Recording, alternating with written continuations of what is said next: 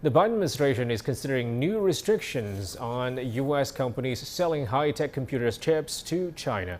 Executives from prominent U.S. tech companies went to Washington to argue against those measures, saying they would hurt U.S. businesses.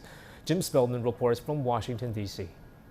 Executives from top U.S. semiconductor companies met with Biden administration officials Monday to argue against new policies being considered that would further restrict U.S. chip exports to China. Included in the private meetings were Secretary of State Antony Blinken and Commerce Secretary Gina Raimondo, along with representatives from U.S. chip makers Intel, Qualcomm, and NVIDIA.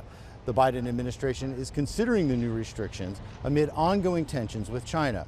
The companies argue new restrictions would hurt U.S. manufacturers.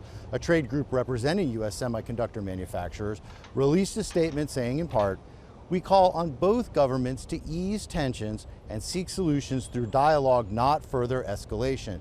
And we urge the administration to refrain from further restrictions until it engages more extensively with industry and experts to assess the impact of current and potential restrictions." On Tuesday, China's foreign ministry criticized the new restrictions under consideration.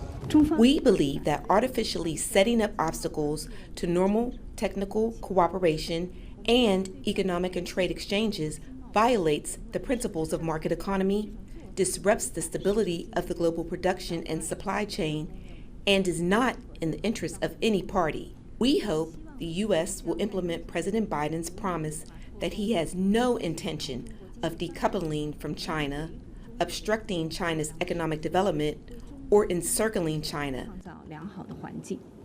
Policies that restrict trade in high-tech items like semiconductors between China and the United States could lead to a fragmentation in the world economy. The IMF warns that such a fragmentation could cost the global economy up to 7%, and some countries could see their GDP reduced by up to 12%. Jim Spellman, CGTN, Washington.